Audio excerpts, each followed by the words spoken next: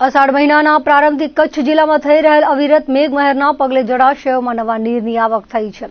સચરાચરી મેઘમહેરના પગલે કચ્છમાં નાની સિંચાઈના 170 ડેમો પૈકી 13 થી વધુ ડેમ ઓવરફ્લો થયા છે. જ્યારે 96 ડેમમાં હાલે સીલ લેવલ કરતા ઊંચું પાણી ભરાયેલું છે. 62 ડેમોમાં સીલ લેવલ કરતા નીચું પાણી છે. તાલુકાના નાની સિંચાઈના કુલ 35 ડેમો પૈકી 4 ડેમ ઓવરફ્લો થયા છે, જેમાં નથરકોઈ, સામત્રા, માનકુવા અને ચુંડડીનો સમાવેશ થાય છે. 26 ડેમોમાં સીલ લેવલ કરતા વધુ પાણી છે.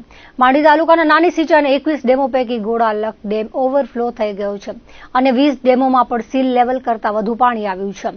મુન્દ્રા તાલુકાના 11 પૈકી ગેલડા ડેમ ઓગની ગયો છે. નખત્રાણાના કુલ 16 નાની સિંચાઈના ડેમોમાંથી ગળાપુઠા, ખારડિયા, કોટડા, રોહા અને ઉમરાપર સહિત 4 ડેમો છલકાઈ ગયા છે. 11 ડેમોમાં સીલ લેવલથી વધુ પાણી સંગ્રહિત થયું છે.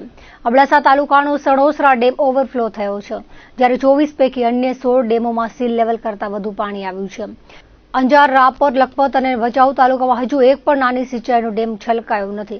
જિલ્લાના મધ્યમ સિંચાઈના કુલ 20 ડેમો પૈકી 5 ડેમ ઓવરફ્લો થતા આસપાસના નીચાણવાળા ગામોને એલર્ટ કરાયા છે. ભુજ સમીપે આવેલ દુનારાજા ડેમ ઓવરફ્લો થતા ભુજવાસીઓ નિહાળવા ઉમટી પડ્યા હતા. સચરાચરી મેઘમહેરના પગલે જળાશયોમાં નવા નીરની આવક થઈ હતી. ભારે વરસાદના પગલે કનકાવતી ડેમ ઓવરફ્લો થઈ ગયો હતો.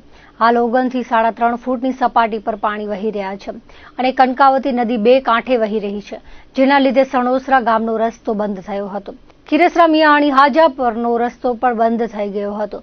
વરસાદના લીધે વરાડિયાના કંઢેરાઈ અને આડેસરાઈ તળાવ ઓગની ગયા હતા. સાયરા ગામનું તળાવ પણ ઓગની ગયું હતું. બીટાનું વાલાસર તળાવ ઓગની ગયું હતું, જ્યારે ડેમમાં હાલ જળસ્તર 19 ફૂટે પહોંચ્યું છે.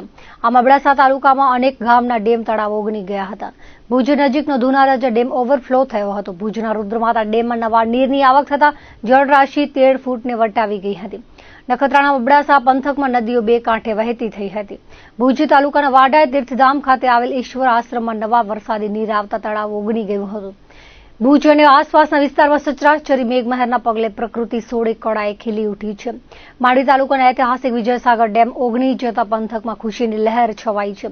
મોટા લાયજા ગામનું તળાવ ઓગની જતા ગામમાં હર્ષની લાગણી ઉદ્ભવી હતી. ગામની ખારોડ નદી બંને કાંઠે જોશભેર વહી રહી છે. માંડવીનો રાજડા ડેમ ઓગની ગયો છે, જેનાથી ખેડૂત વર્ગમાં હર્ષની લાગણી ફેલાઈ છે. નખત્રાણાના દંડણા ગામે તળાવ છલકાઈ ગયું હતું. ભુજ તાલુકાના સુખપર નથરકોઈ ગામે નદી વહેતી થઈ હતી. નખત્રાણા તાલુકાના અમારા ગામનું મુખ્ય રાવરેસર તળાવ ઓગની ગયું હતું. શાસ્ત્રોક્ત વિધિથી પૂજન કરવામાં આવ્યું હતું. ગામના સરપંચ, અગ્રણીઓ અને ગ્રામજનોની ઉપસ્થિતિમાં નાળિયેર વધાવવામાં આવ્યું હતું. નાળિયેર ગામના તરવૈયાઓએ ઉપાડ્યું હતું. તેમનું અગ્રણીઓએ રોકડ રકમ આપી બહુમાન કર્યું હતું. મોથાળા પાસેનો કંકાવટી ડેમ ઓવરફ્લો થયો હતો, તો શેરડીનો ખોરાળ ડેમ છલકાઈ જવા પામ્યો છે. ગ્રામીણ વિસ્તારના નાના મોટા તળાવો ઓગનાયા છે, તો ઠેર ઠેર જળ ભરાવની સ્થિતિ સર્જાવા પામી છે. નખત્રાણા તાલુકાના વિગોળી ગામનું ઐતિહાસિક સલિયાસર્ત સરોવર છલકાતા ગામના સરપંચે વાતે ગાતે વધામણા લીધા હતા. શાસ્ત્રોક્ત વિધિ સાથે તળાવમાં શ્રીફળ, ચુંદડી, પ્રસાદ પધરાવ્યું હતું.